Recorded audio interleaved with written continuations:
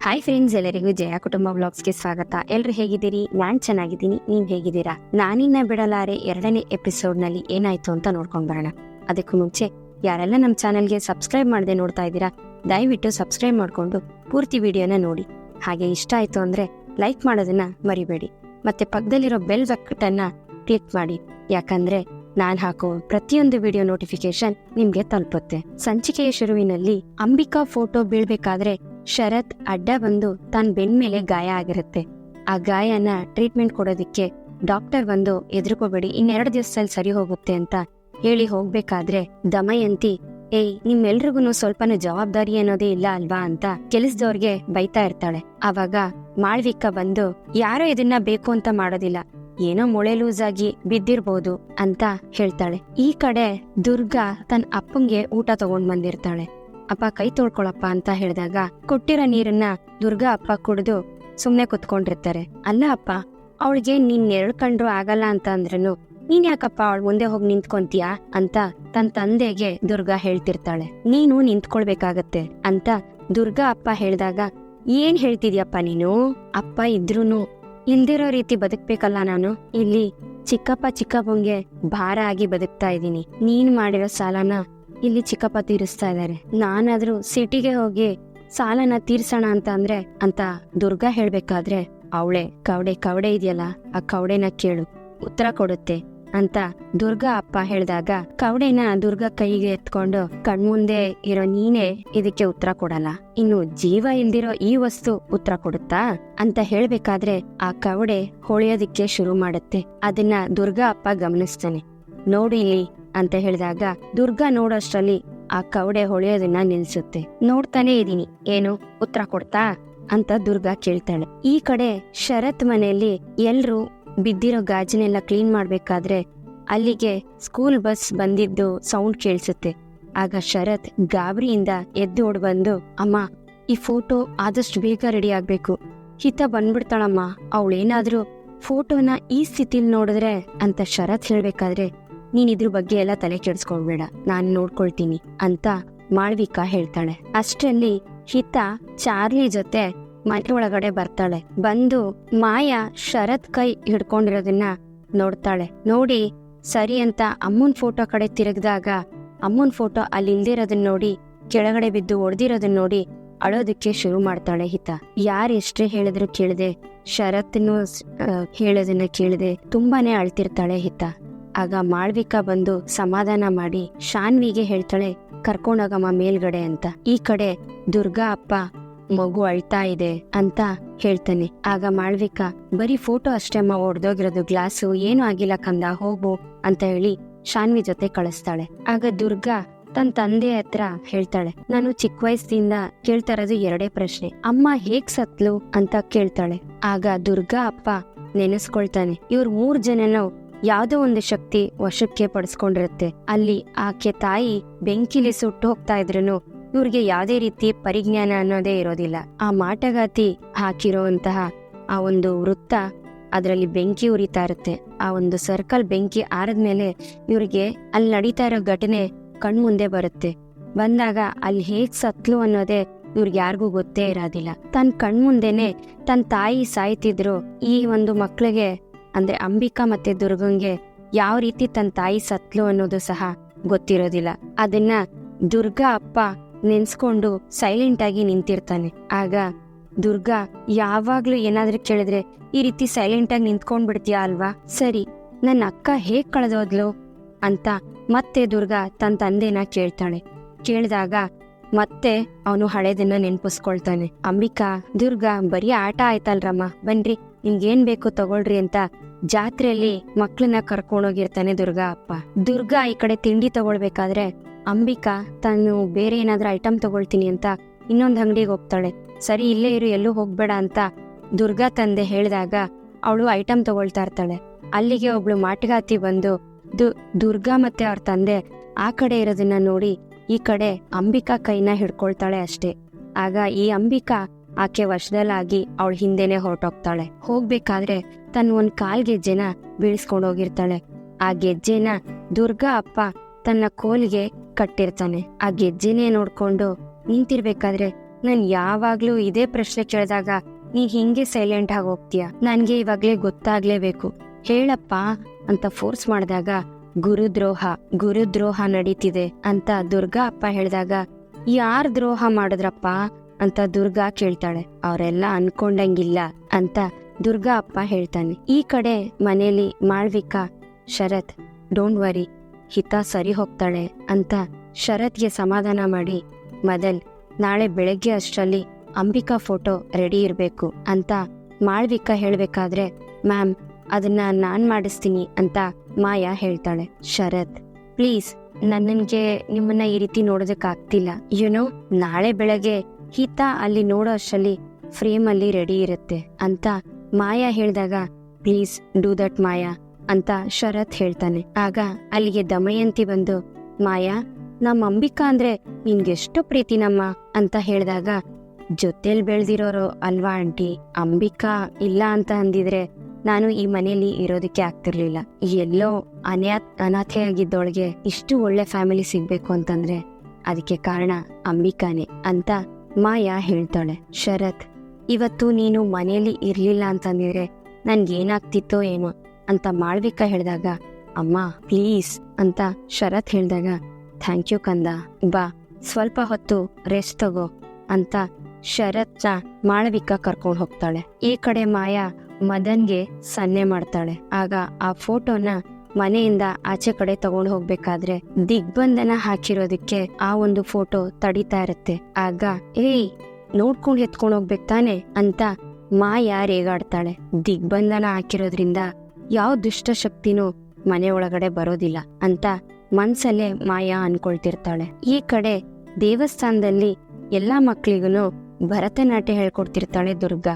ಆಗ ಒಂದು ಹುಡುಗಿ ಕಾಲ್ಗೆಜ್ಜೆ ಬಿದ್ದೋಗುತ್ತೆ. ಆಗ ಆ ಗೆಜ್ಜೆನ ಕಟ್ಬೇಕಾದ್ರೆ ತನ್ನ ಅಕ್ಕ ಅಂಬಿಕಾ ಇದೇ ರೀತಿ ದುರ್ಗಾಗೆ ಕಾಲ್ಗೆಜ್ಜೆ ಕಟ್ಟಿ ಭರತನಾಟ್ಯ ಕಲಿಯೋದಕ್ಕೆ ಸಹಾಯ ಮಾಡ್ತಿದ್ದು ಅವಳಿಗೆ ಜ್ಞಾಪಕಕ್ಕೆ ಬರುತ್ತೆ. ಈ ಕಡೆ ಮನೆಗೆ ಬಡ್ಡಿ ಭಾಸ್ಕರ ಬರ್ತಾನೆ. ಅದನ್ನ ನೋಡಿ ಪ್ರಭಾವತಿ ತನ್ನ ಗಂಡನ್ಗೆ, ರೀ ಬಡ್ಡಿ ಭಾಸ್ಕರ ಬಂದಿದ್ದಾನೆ ನೋಡ್ರಿ ಅಂತ ಕರೀತಾಳೆ. ಆಗ ದುರ್ಗಾ ಚಿಕ್ಕಪ್ಪ ಪೂಜೆ ಮಾಡ್ತಿರ್ತಾರೆ. ಅಯ್ಯೋ ನಿಮ್ ಪೂಜೆ ಗೀಜೆ ಎಲ್ಲ ಆಮೇಲೆ ಮಾಡೋರಂತೆ ಬನ್ರಿ ಅಂತ ಕರೆದ್ರು ಅವನು ಪೂಜೆ ಮುಗಿಸಿ ಬರೋವರೆಗೂ ಎದ್ದೊಳಗಿಲ್ಲ ಅಂತ ಹೇಳ್ತಾನೆ. ಆಗ ಪ್ರಭಾವತಿನೇ ಆಚೆ ಹೋಗಿ ನೋಡ್ತಾಳೆ. ಆಗ ಗಣಪ ದುರ್ಗಂಗೆ ಹೇಳೋದಿಕ್ಕೆ ದೇವಸ್ಥಾನಕ್ಕೆ ಹೋಗ್ತಾನೆ.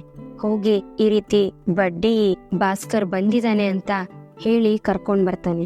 ಅಷ್ಟರಲ್ಲಿ ದುರ್ಗಾ ಚಿಕ್ಕಪ್ಪನು ಆಚೆಗೆ ಬಂದಾಗ ಬಾಯಿಗೆ ಬಂದ ಹಾಗೆ ಬೈತಿರ್ತಾನೆ. ಮುಂದಿನ ತಿಂಗಳೇ ನನ್ಗೆ ಪೂರ್ತಿ ದುಡ್ಡು ಬೇಕು ಅಂತ ಹೇಳಿ ವಾರ್ನಿಂಗ್ ಮಾಡ್ಬೇಕಾದ್ರೆ ಅಲ್ಲಿಗೆ ದುರ್ಗಾ ಬರ್ತಾಳೆ. ಮುಂದಿನ ತಿಂಗಳೇ ಕೊಡ್ಬೇಕು ಅಂದ್ರೆ ಹೆಂಗಾಗತ್ತೆ ಅಂತ ದುರ್ಗಾ ಚಿಕ್ಕಪ್ಪ ಕೇಳಿದಾಗ, ಏನಾದ್ರೂ ಮಾಡ್ರಿ, ಹುಂಡಿನಾದ್ರೂ ಹೊಡೀರಿ ಅಥವಾ ಮನೇಲಿರೋ ಚಿನ್ನನೇ ಅಡ ಇಡಿ ಅಂತ ದುರ್ಗನ್ನ ನೋಡ್ಕೊಂಡು ಬಡ್ಡಿ ಭಾಸ್ಕರ ಹೇಳ್ತಾನೆ. ಏನಾದ್ರೂ ಮಾಡಿ ನನಗ್ ಗೊತ್ತಿಲ್ಲ, ಮುಂದಿನ ತಿಂಗಳು ನನಗೆ ನನ್ನ ಅಸ್ಲು ತೀರ್ಬೇಕು ಅಂತ ಬಡ್ಡಿ ಭಾಸ್ಕರ ಹೇಳ್ದಾಗ, ನಿಮ್ಗೆ ಗೊತ್ತಿದೆ ಅಲ್ವಾ ನಾನು ಮಾತಿಗೆ ತಪ್ಪೋನಲ್ಲ, ಸ್ವಲ್ಪ ಕಾಲಾವಕಾಶ ಕೊಡಿ ದಯವಿಟ್ಟು ಅಂತ ದುರ್ಗಾ ಚಿಕ್ಕಪ್ಪ ಕೈ ಮುಗ್ದು ಭಾಸ್ಕರನ್ನ ಕೇಳ್ಕೊಳ್ತಾರೆ. ಅದ್ ಹೇಗ್ ಸಾಧ್ಯ, ಮುಂದಿನ ತಿಂಗಳು ನನ್ಗೆ ಅಸ್ಲು ಬೇಕು, ಇಲ್ಲ ಅಂದ್ರೆ ನಿಮ್ ಮಾನ ಮರ್ಯಾದೆಯೆಲ್ಲ ಬೀದಿಲಿ ವಾಕಿಂಗ್ ಮಾಡ್ತಾ ಇರತ್ತೆ ಗೊತ್ತಾಯ್ತಾ ಅಂತ ಬಡ್ಡಿ ಭಾಸ್ಕರ ಹೇಳ್ತಾನೆ. ಚಿಕ್ಕಪ್ಪಂಗೆ ಆ ರೀತಿ ಎಲ್ಲ ಹೇಳ್ಬೇಡಿ, ಸಾಲ ತಾನೆ ನಾವ್ ತೀರಿಸ್ತೀವಿ ಅಂತ ದುರ್ಗಾ ಹೇಳ್ತಾಳೆ. ಆಗ ನಗ್ತಾ ಭಾಸ್ಕರ್ ಹೇಳ್ತಾನೆ, ಇದೊಳ್ಳೆ ಕತೆ ಆಯ್ತಲ್ಲ, ನಿಮ್ ಚಿಕ್ಕಪ್ಪನ್ ಕೇಳ್ದೆ ಏನ್ ನಿಮ್ಮ ಅಪ್ಪನ್ ಕೇಳಕ್ಕಾಗತ್ತಾ, ತಲೆ ಸರಿ ಇರೋ ಇವರೇ ದುಡ್ಡು ಹೊಂದ್ಸೋದಿಕ್ಕೆ ಪರ್ದಾಡ್ತಿದ್ದಾರೆ, ಇನ್ನು ನಿಮ್ಮಪ್ಪ ಹುಚ್ಚ ಅಂತ ಭಾಸ್ಕರ್ ಹೇಳಿದಾಗ, ನೋಡಿ ನಮ್ಮ ಅಪ್ಪನ್ ಬಗ್ಗೆ ಮಾತಾಡೋ ಯೋಗ್ಯತೆ ನಿಮ್ಗಿಲ್ಲ, ಸಾಲ ತಾನೆ ಅದನ್ನ ನಾನ್ ತೀರಿಸ್ತೀನಿ, ಮೊದ್ಲು ಇಲ್ಲಿಂದ ಹೊರಡಿ ಅಂತ ವಾರ್ನಿಂಗ್ ಕೊಟ್ಟು ಕಳಿಸ್ತಾಳೆ ದುರ್ಗಾ. ಯಾವಾಗ ಹುಡುಗಿ ನನ್ನ ಎದುರುಗಡೆ ನಿಂತ್ಕೊಂಡು ಮಾತಾಡ್ತಾ ಇದ್ರು ಸುಮ್ನೆ ಇದೀನಿ, ಡೆಡ್ ಲೈನ್ ಕೊಟ್ಟಿದೀನಿ, ಮೀರಿದ್ರೆ ನಾನು ಡೆಡ್ಲಿನೇ ಅಂತ ಭಾಸ್ಕರ್ ಅಲ್ಲಿಂದ ಹೊರಡ್ತಾನೆ. ಏಯ್ ಡೈಲಾಗ್ ಚೆನ್ನಾಗಿತ್ತಲ್ವೇನೋ, ಒಳ್ಳೆ ಸಿನಿಮಾ ತರ ಅಂತ ಬಡ್ಡಿ ಭಾಸ್ಕರ್ ತನ್ನ ಜೊತೆಲಿರೋ ರೌಡಿಗಳಿಗೆ ಹೇಳ್ಕೊಂಡು ಹೋಗ್ತಿರ್ತಾನೆ. ಈ ಕಡೆ ಮನೇಲಿ ಹಿತ ಬೇಜಾರಿಂದ ಕುತ್ಕೊಂಡಿರ್ತಾಳೆ. ಚಾರ್ಲಿ ಕೇಳುತ್ತೆ ಬೊಗಳ್ಕೊಂಡು ಏನಾಯ್ತು ಅಂತ, ಆದ್ರೂ ಹಿತ ಸೈಲೆಂಟ್ ಆಗಿ ಕುತ್ಕೊಂಡಿರ್ತಾಳೆ. ಅಲ್ಲಿಗೆ ಮಾಳವಿಕಾ ಬರ್ತಾಳೆ. ಹಿತ ಪುಟ್ಟ ಮಕ್ಕಳು ಇಷ್ಟೊತ್ತರ್ವಿ ಎದ್ದಿರ್ಬಾರ್ದು, ಬಾ ಮಲ್ಕೊಳ್ಳುವಂತೆ ಅಂತ ಕರ್ಕೊಂಡು ಹಿತಾನ ಹೋಗ್ಬೇಕಾದ್ರೆ ಚಾರ್ಲಿನೂ ಜೊತೆಲಿ ಬರ್ತಾ ಇರುತ್ತೆ. ಚಾರ್ಲಿ, ನೀನ್ ಬಂದ್ರೆ ಹಿತ ಮಲ್ಕೊಳ್ಳೋದಿಲ್ಲ, ನೀನ್ ಇಲ್ಲೇ ಇರು ಅಂತ ನಾಯಿಗೆ ಹೇಳಿ ಅಲ್ಲಿಂದ ಮಾಳ್ವಿಕಾ ಹಿತನ್ ಕರ್ಕೊಂಡು ರೂಮಿಗೆ ಹೋಗ್ತಾಳೆ. ಮಾಳ್ವಿಕಾ ರೂಮಿಗೆ ಕರ್ಕೊಂಡ್ ಬಂದು ಮಲಗಿಸಿದಾಗ ಹಿತ ತನ್ನ ವಾಕ್ಮೆನ್ ಕಡೆ ಬೆರಳು ಮಾಡಿ ತೋರಿಸ್ತಾಳೆ. ನಾನ್ ಅದನ್ ಮರಿತೀನ ಅಂತ ವಾಕ್ಮೆನ್ ನ ತಗೊಂಡ್ ಬಂದು ಅಮ್ಮನ್ ಫೋಟೋ ರಿಪೇರಿ ಮಾಡ್ಸಕ್ ಕೊಟ್ಟಿದೆ, ನಾಳೆ ಬರುತ್ತೆ ಓಕೆ ಅಂತ ಹೇಳಿ ವಾಕ್ಮೆನ್ ನ ಹಿತ ಕಿವಿಗೆ ಹಾಕಿ ಮಲಗಿಸಿ ರೂಮಿಂದ ಆಚೆಗೆ ಬರ್ತಾಳೆ. ಆಚೆ ಶರತ್ ವೆಯ್ಟ್ ಮಾಡ್ತಾ ಇರ್ತಾನೆ ಹಿತನ ನೋಡ್ಬೇಕು ಅಂತ. ಅವಳ ಅಮ್ಮನ್ ಲಾಲಿ ಕೇಳ್ತಾ ಇದ್ದಾಳೆ. ಇನ್ನೊಂದ್ 10 ನಿಮಿಷ ಮಲಗ್ತಾಳೆ, ಆಮೇಲೆ ಹೋಗು ಅಂತ ಮಾಳವಿಕಾ ಹೇಳ್ತಾಳೆ. ಮತ್ತೆ ಶರತ್ ಸ್ಕೂಲಿಂದ ಫೋನ್ ಬಂದಿತ್ತು ಅಂತ ಮಾಳವಿಕಾ ಹೇಳಿದಾಗ ಮತ್ತೆ ಏನಾದ್ರು ಅಂತ ಶರತ್ ಹೇಳ್ತಾನೆ. ಹೌದು, ಕಂಪ್ಲೇಂಟ್, ಸ್ಕೂಲ್ ಮ್ಯಾನೇಜ್ಮೆಂಟ್ ನಿನ್ನ ಹತ್ರನೇ ಮಾತಾಡ್ಬೇಕಂತೆ ಅಂತ ಮಾಳವಿಕಾ ಹೇಳಿದಾಗ ಅಲ್ಲಿ ಹೋಗಿ ಏನ್ ಮಾತಾಡ್ಲಮ್ಮ, ನನ್ ಮಗಳು ನನ್ ಮಾತೇ ಕೇಳ್ತಿಲ್ಲ ಅಂತಾನ ಅಂತ ಶರತ್ ಕೇಳ್ತಾನೆ. ಎಷ್ಟೇ ವರ್ಷ ಕಳೆದ್ರು ಅಂಬಿಕಾ ಮತ್ತೆ ಬರೋದಿಲ್ಲ. ಹಿತನಿಗೆ ತಾಯಿ ಪ್ರೀತಿ ಬೇಕಾಗಿದೆ ಶರತ್, ನೀನು ಮನ್ಸ್ ಮಾಡಿದ್ರೆ ಅವಳಿಗೂ ಅಮ್ಮನ್ ಪ್ರೀತಿ ಸಿಗತ್ತೆ, ನಿನಗೂ ಒಂದ್ ಆಸರೆ ಅಂತ ಮಾಳ್ವಿಕಾ ಹೇಳ್ಬೇಕಾದ್ರೆ, ಅಮ್ಮ ಪ್ಲೀಸ್, ನನಗೆ ನನ್ ಮಗಳಿಗೆ ಅಂಬಿಕಾ ಜಾಗದಲ್ಲಿ ಯಾರನ್ನು ನೋಡೋದಿಕ್ ಇಷ್ಟ ಇಲ್ಲ, ಪ್ಲೀಸ್ ಮಾ, ಈ ಮಾತನ್ನ ಇಲ್ಲೇ ಬಿಟ್ಬಿಡಿ ಅಂತ ಶರತ್ ಹೇಳಿ ರೂಮ್ ಒಳಗಡೆ ಹೋಗ್ತಾನೆ. ಹೋಗಿ ಹಿತ ಪಕ್ಕ ಕುತ್ಕೊಂಡು ತನ್ನ ಹಳೇದನ್ನೆಲ್ಲ ನೆನ್ಪಿಸ್ಕೊಳ್ತಾನೆ. ಅಂಬಿಕಾ, ಹಿತ ಮತ್ತೆ ಶರತ್ 3 ಜನ ಚೆನ್ನಾಗಿ ಕಳೆದಿರೋಂತ ಕ್ಷಣಗಳನ್ನ ನೆನ್ಪಿಸ್ಕೊಂಡು ಹಿತ ಕಾಲ್ಗೆ ಮುತ್ಕೊಟ್ಟು ಅವಳ ರೂಮ್ನ ಕ್ಲೀನ್ ಮಾಡ್ಬೇಕಾದ್ರೆ ಅಲ್ಲಿ ಒಂದು ಪೇಪರ್ ಸಿಗತ್ತೆ. ಆ ಪೇಪರ್ನ ಓಪನ್ ಮಾಡಿ ನೋಡಿ ಶರತ್ ಶಾಕ್ ಆಗ್ತಾನೆ. ಈ ಕಡೆ ಮಾಯಾ ಅಂಬಿಕಾ ಫೋಟೋನ ತಗೊಂಡ್ ಬಂದು ಅದಕ್ಕೆ ಸೀಮೆ ಎಣ್ಣೆ ಹಾಕಿ ಬೆಂಕಿ ಹಚ್ತಾಳೆ. ಕಾಂಪಿಟೇಷನ್ ಅದು ನನ್ ಜೊತೆನೆ. ಶರತ್ ಏನೋ ನಿನ್ನ ಇಷ್ಟಪಟ್ಟ ಮದ್ವೆ ಆದ, ಆದ್ರೆ ನಾನು ನಿನ್ನ ಜೀವಂತವಾಗಿರೋದಕ್ ಬಿಟ್ನಾ? ನನ್ ದಾರಿಗೆ ಯಾರೇ ಅಡ್ಡ ಬಂದ್ರು ನಾನ್ ಅವ್ರನ್ನ ಸುಮ್ನೆ ಬಿಡೋದಿಲ್ಲ. ಅದು ನಿನ್ ಮಗಳಾದ್ರೂ ಅಷ್ಟೇ, ಅವಳನ್ನು ಸುಮ್ನೆ ಬಿಡೋದಿಲ್ಲ. ಇವತ್ತು ನಾನು ನಂದು ಅಂತ ಏನಿದೆಯೋ ಅದನ್ನ ನಾನು ಪಡ್ಕೊಳ್ತೀನಿ.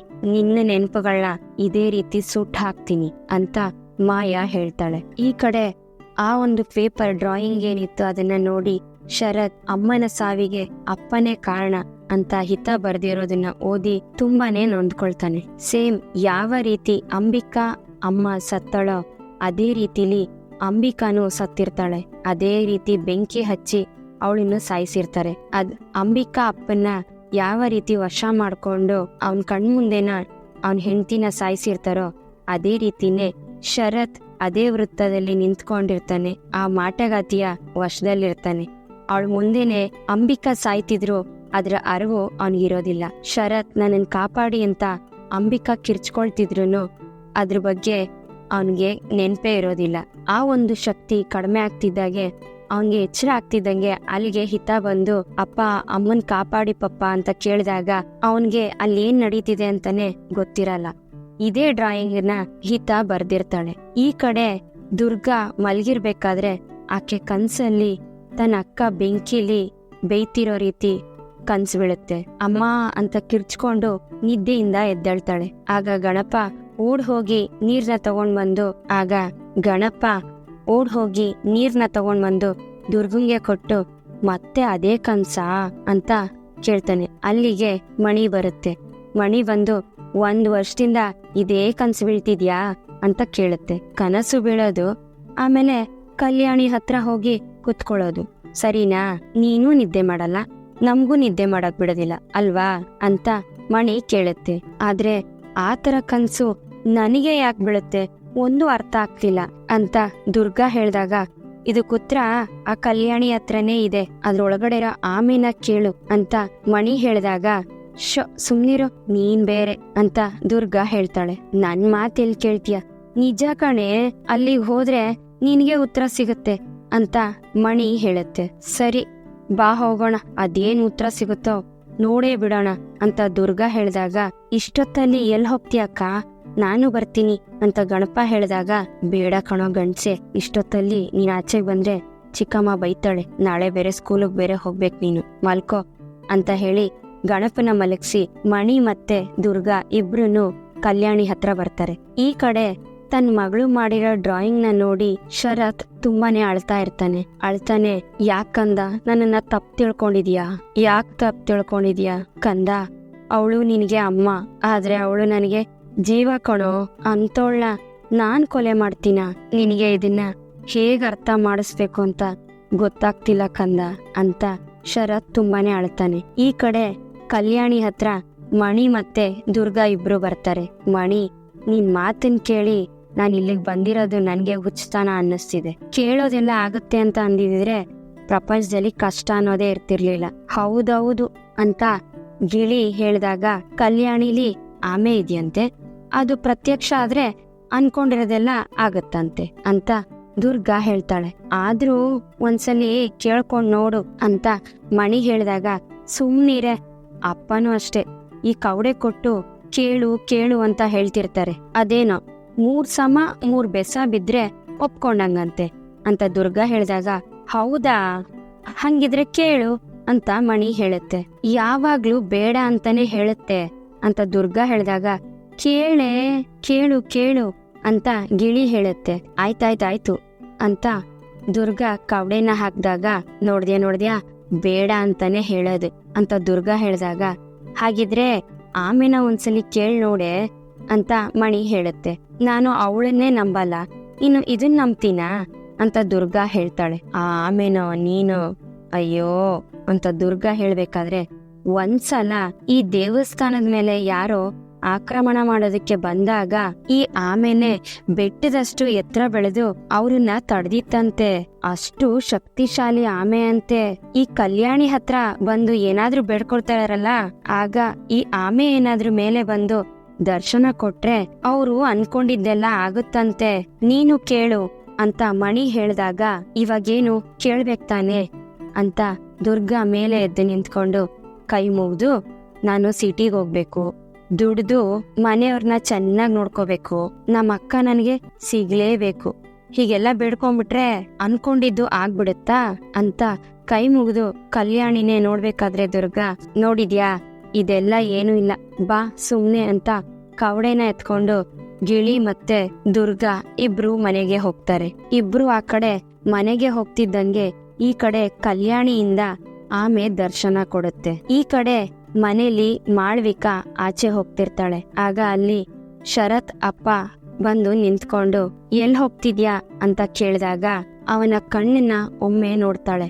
ನೋಡಿದ ತಕ್ಷಣನೇ ಅವನು ಮಾಳ್ವಿಕಾ ವಶಕ್ಕಾಗ್ತಾನೆ. ಹೋಗ್ ಬನ್ನಿ ಅಂತ ಹೇಳಿ ಕಳಿಸ್ತಾನೆ. ಈ ಕಡೆ ಮಾಳ್ವಿಕಾ ಅಂಬಿಕಾ ಸತ್ತಿರೋ ಮನೆಗೆ ಬಂದಾಗ ಆ ಬಾಗಿಲು ತನಗೆ ತಾನೇ ತೆರೆದುಕೊಳ್ಳುತ್ತೆ. ಅದ್ರ ಒಳಗಡೆ ಹೋಗ್ತಿದ್ದಂಗೆ ಕಂಪ್ಲೀಟ್ ಆಗಿ ಒಂದು ಮಾಯಾಲೋಕ ಅನ್ನೋ ರೀತಿ ಅದು ಇರುತ್ತೆ. ಅಲ್ಲಿ ಒಬ್ಳು ಮಾಟಗಾತಿ ಗಾಳಿಲಿ ತೇಲಾಡ್ತಿರ್ತಾಳೆ. ಅವಳನ್ನ ನೋಡಿ ಅಮ್ಮ ಅಂತ ಮಾಳ್ವಿಕಾ ಕರೀತಾಳೆ. ಅಮ್ಮ, ಅಪ್ಪಣೆ ಆಯ್ತು, ಬಂದಿದೀನಿ ಅಂತ ಮಾಳ್ವಿಕಾ ಹೇಳಿದಾಗ ಆ ಮಾಟಗಾತಿ ತಿರುಗ್ತಾಳೆ. ಸಮಯ ಬಂದಿದೆ, ನಾಳೆ ಮುಖ್ಯವಾದ ದಿನ. ಅಂಬಿಕಾ ತಿಥಿ ಮುಗಿದ್ರೆ ನಾವು ಇಷ್ಟು ವರ್ಷ ಕಾಯ್ತಾ ಇದ್ದಂತ ಶಕ್ತಿ ನಮ್ಮ ವಶ ಆಗತ್ತೆ. ಮೈ ಮರಿಬೇಡ, ನಾಳೆ ತಿಥಿ ಆಗ್ಲೇಬೇಕು. ಪಿಂಡ ವಿಸರ್ಜನೆ ಆಗಿ ಆತ್ಮಕ್ಕೆ ಮೋಕ್ಷ ಸಿಕ್ಕಿದ್ರೆ ಮಾತ್ರ ನಮಗೆ ಬೇಕಾದ ಶಕ್ತಿ ಸಿಗೋದು. ತಿಥಿ ಅರ್ಧಕ್ಕೆ ನಿಂತ್ರೆ ಇಷ್ಟು ವರ್ಷ ನಾವು ಕಾಯ್ದಿದ್ದು ನೀರಲ್ಲಿ ಹೋಮ ಮಾಡ್ದಂಗಾಗತ್ತೆ. ಆತ್ಮ ಬಿಡುಗಡೆ ಆದ್ರೆ ಇನ್ನೂ 1 ವರ್ಷ ಕಾಯ್ಬೇಕು ಅಂತ ಆ ಮಾಟಗಾತಿ ಹೇಳಿದಾಗ, ತಿಥಿ ಯಾವುದೇ ಕಾರಣಕ್ಕೂ ಅಪೂರ್ಣ ಆಗಲ್ಲಮ್ಮ, ನಾಳೆ ತಿಥಿ ಆಗೇ ಆಗುತ್ತೆ, ನಾವು ಅಂದ್ಕೊಂಡಿದ್ದನ್ನ ಸಾಧಿಸ್ತೀವಿ ಅಂತ ಮಾಳ್ವಿಕಾ ಹೇಳ್ತಾಳೆ. ಇಲ್ಲಿಗೆ ಈ ಒಂದು ಸಂಚಿಕೆ ಮುಗಿಯುತ್ತೆ. ಈ ಸಂಚಿಕೆ ಹೇಗಿತ್ತು? ನಿಮ್ಗೆ ಇಷ್ಟ ಆಯ್ತು ಅಂದ್ರೆ ಲೈಕ್ ಮಾಡಿ. ಹಾಗೆ ಈ ಸಂಚಿಕೆ ಹೇಗಿತ್ತು ಅನ್ನೋದನ್ನ ಕಮೆಂಟ್ ಮೂಲಕ ತಿಳಿಸಿ. ಮತ್ತೆ ಮುಂದಿನ ಸಂಚಿಕೆಯೊಂದಿಗೆ ಮತ್ತೆ ಭೇಟಿಯಾಗೋಣ. ಅಲ್ಲಿವರೆಗೂ Tata, bye bye, take care.